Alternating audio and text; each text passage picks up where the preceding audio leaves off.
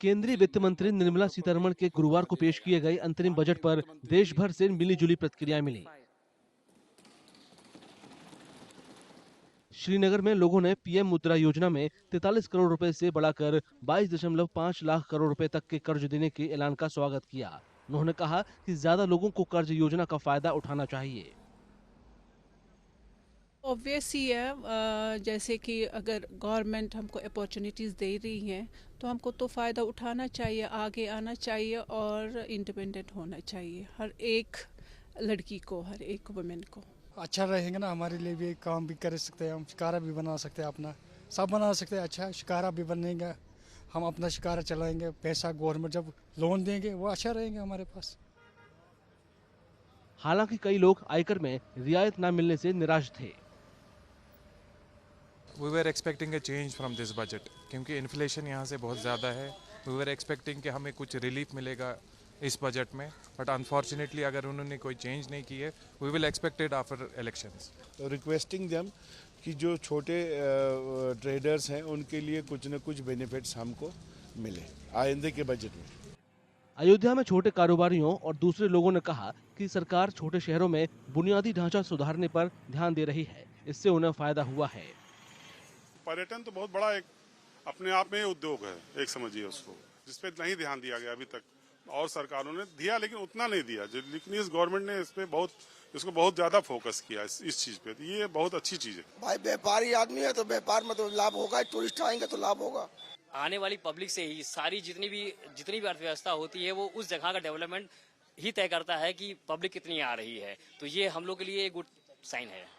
उन्होंने स्टार्टअप्स को बिना ब्याज लंबे समय तक कर्ज देने के ऐलान का भी स्वागत किया। ये बैंक से जो इंफ्रास्ट्रक्चर की सुविधाएं हमको मिलेंगी, रियली ये हमारे लिए बहुत सुविधाजनक होंगी और हम इस बजट को अप्रिशिएट करते हैं। विदाउट इंटरेस्ट अगर लोन मिल रहा है यूनियन गवर्नमेंट से तो बहुत ही अच्छा, बहुत सराहनीय कार्य है। छत्तीसगढ़ की राजधानी रायपुर में लोगों ने ढांचागत विकास पर जोर देने की तारीफ की। तो इंफ्रा में 11% एडिशनल स्पेंडिंग की बात हो रही है, डिमांड निकलेंगे करीब 75,000 करोड़ रुपया वो स्टेट को इंटरेस्ट फ्री दे रहे हैं, तो मेरे ख्याल से डिमांड जनरेशन की बात हो रही है, इससे उद्योग व्यापार को दोनों को लाभ होगा। पर्यटन को बढ़ावा दिया गया है, रेलवे को बढ़ावा दिया गया है, हवाई जहाज को बढ़ावा दिया गया है, तो ये क्या होगा, जब इनमें इंक्रीज होगा तो रोजगार भी बढ़ेगा, एम्प्लॉयमेंट बढ़ेगा, गवर्नमेंट की रेवेन्यू बढ़ेगी, टैक्स कलेक्शन बढ़ेगा, तो उसको देखते लग रहा है कि अंतरिम बजट के हिसाब से बजट बहुत अच्छा है। रायपुर में लोगों ने मध्यम वर्ग के लोगों के लिए अपना घर बनाने या खरीदने की योजना का स्वागत किया। इसके अलावा उन्होंने लड़कियों को सर्वाइकल कैंसर रोधी टीका लगाने की योजना की भी तारीफ की। महिलाओं को घर मिलने से उनका सपना पूरा हुआ है और जो सर्वाइकल कैंसर के लिए उन्होंने प्रयोग लाया है कि 9 से 14 वर्ष की लड़कियों को फ्री वैक्सीन लगेगा, वो भी बहुत अच्छा है। रायपुर में भी स्टार्टअप्स को ब्याज मुक्त कर्ज देने की योजना का स्वागत किया गया।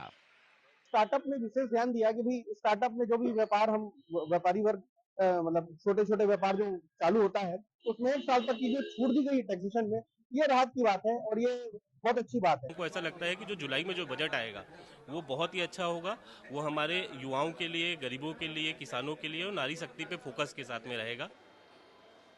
हैदराबाद के लोग अंतरिम बजट से निराश थे।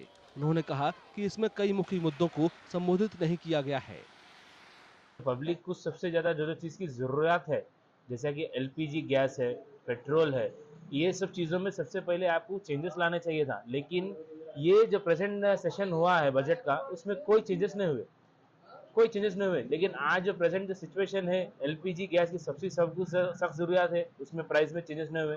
गवर्नमेंट्स अपने पावर में आने के लिए लोगों के लिए वायदा कर रहे हैं, लेकिन कोई चेंजेस आ रहे नहीं। अभी 2024 के इंतखाबात आ रहे हैं, तो पब्लिक ये सोच रही थी कि भाई सेंट्रल में जब बजट आएगा तो पब्लिक के फायदे की बातें होंगी, पब्लिक को एलपीजी सिलेंडर पे कुछ कम होगा, पेट्रोल पे कुछ कम होगा और इकोनॉमिक के ऊपर कुछ कम होगा, और रेलवेज के भी बेहतरीन कुछ रेलवेज के ऊपर भी कुछ अच्छे बजट आएंगे। गरीबों के लिए कुछ भी नया बजट में इस बजट में तो नहीं है। जो स्लैब रखे गए थे पहले इनकम टैक्स के ऊपर, पहले के जो स्लैब थे वही स्लैब को एज इट इज पेश कर दिया गया है, तो ये बजट तो गरीबों के मफाद में नहीं है। केंद्रीय वित्त मंत्री निर्मला सीतारमण ने 56 मिनट तक भाषण दिया। ये उनका सबसे छोटा बजट भाषण था। उन्होंने 2020 में सबसे लंबा 2 घंटे 40 मिनट का बजट भाषण दिया था। आत्मनिर्भर भारत।